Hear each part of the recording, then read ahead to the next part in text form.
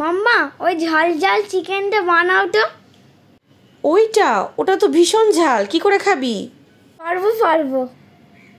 পিনাকের প্রিয় এই মুরগির মাংসটি বানানোর জন্য প্রথমে পেঁয়াজ বাটা, রসুন আদা বাটা, কাঁচা লঙ্কা কুচি, সেদ্ধ টমেটো, শুকনো লঙ্কা বাটা, হলুদ, ধনে গুঁড়ো, 2টো এলাচ আর দারচিনি নিয়ে মুরগির মাংসটা দিয়ে দিয়েছি।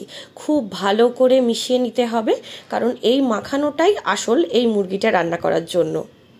খুব অল্প সময়ে আর খুব সহজে যে কেউ এই রান্নাটি করতে পারে।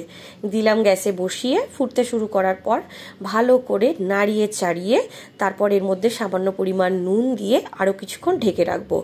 তেল জল পুরোটাই মুরগির মাংস থেকে বেরিয়ে আসবে।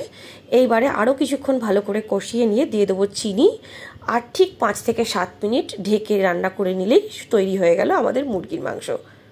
গরম ভাতে কিন্তু রীতিমতো আহা! এই মাংস খেলে জ্বর হোক আর সর্দি হোক, মুখ ছাড়ানো রান্না, ভীষণ ভালো লাগবে।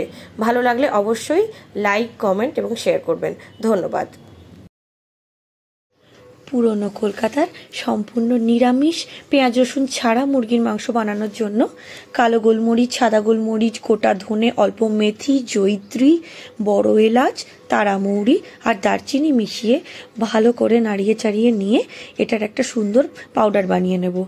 এরপরে ওই পাউডারটাই 1 চামচ পরিমাণ মাংসের মধ্যে দিয়ে অল্প দই দিয়ে ভালো করে মাখিয়ে কিছুক্ষণ রেখে দেবো। পুরনো কলকাতার এটি একটি ঐতিহ্যবাহী রান্না। এইবার কিছুটা কাজু, পোস্ত আর টক দই নিয়ে এটারও একটা সুন্দর পেস্ট বানিয়ে নেব। রান্নাটি সম্পূর্ণ সাদা হবে, তাই কোনো রকমের শুকনো লঙ্কা অথবা হলুদের ব্যবহার হবে না। এইবার প্যানে ঘি নিয়ে মাংসটাকে দিয়ে ভালো করে ভেজে নেব, যাতে ওর কাঁচা গন্ধটি চলে যায়। এবার বানিয়ে রাখা পেস্টটি দিয়ে আরও ভালো কিছুক্ষণ নেড়ে নিতে হবে। তেল বেরিয়ে আসলে আদা, কাঁচা লঙ্কা দিয়ে আরও কিছুক্ষণ ফোটাতে হবে। এরপর চিনি দিয়ে আবারও কিছুক্ষণ ফুটিয়ে নিয়ে নামিয়ে নেব। দেখবেন মুখে লেগে থাকবে। পেঁয়াজ রসুন ছাড়াও এত সুন্দর মুরগি হয়।